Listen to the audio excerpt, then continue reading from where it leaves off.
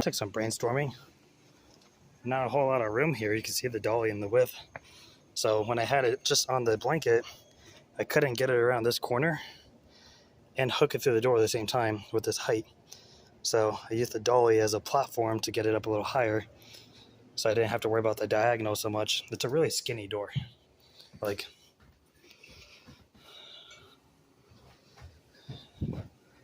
elbow to hand. I think it's a 24 or 26 inch door. I think it was. It's an impact door for a guest thing. It's like just enough for the couch. And I had this thing here too, so that's really nerve-wracking, and this doesn't fold because it's stupid. So whenever you're dealing with tight doorways, hallways, spaces in general, the first thing to do is to take the feet off if they come off easily. Like these, there's no reason you should never take these off, even if you don't need to. They pose a threat, they get damaged, they catch doors, they can snap off. You can damage the inside of the screw hole, and then it gets stripped and then it falls out. Like, these take no time to take off. It's stupid not to do these.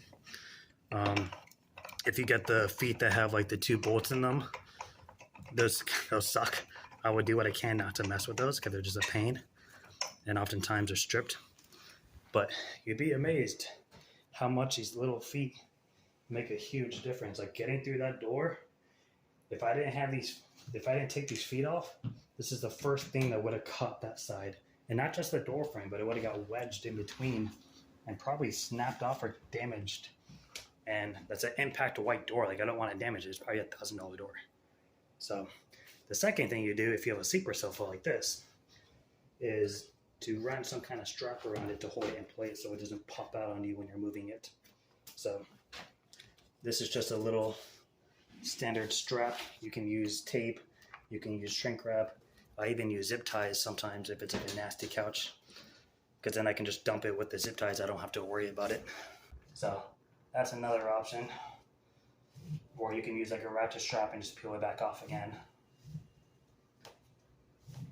It's such a pain in the ass to take off sometimes. Another thing to keep in mind is if you're in a position where the bed is sticking out no matter what, and you risk posing damage to the door frame by sliding it across it, then what you can do is always take the bed out. I've done a couple of demonstration videos. I'll tag them on the screen where I actually remove the bed before taking it out. And the reason being is either A, it's a couch with a slant, and I don't want the slant of it to catch the door frame, because metal on door wood would absolutely damage it. Or, I don't know why this is so hard to take off.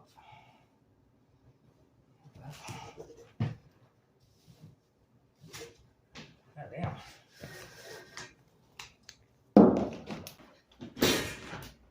Just like that. So I'm just shifting it, and it just popped out of place. Now this could pop open and spring, and not only can throw it off balance if you're dollying it or on a hand truck, but it can also spring open and hit a wall or something.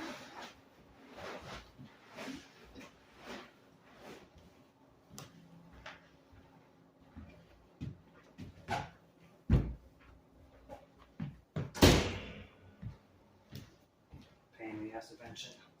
It serves its purpose, don't get me wrong. Super annoying to move.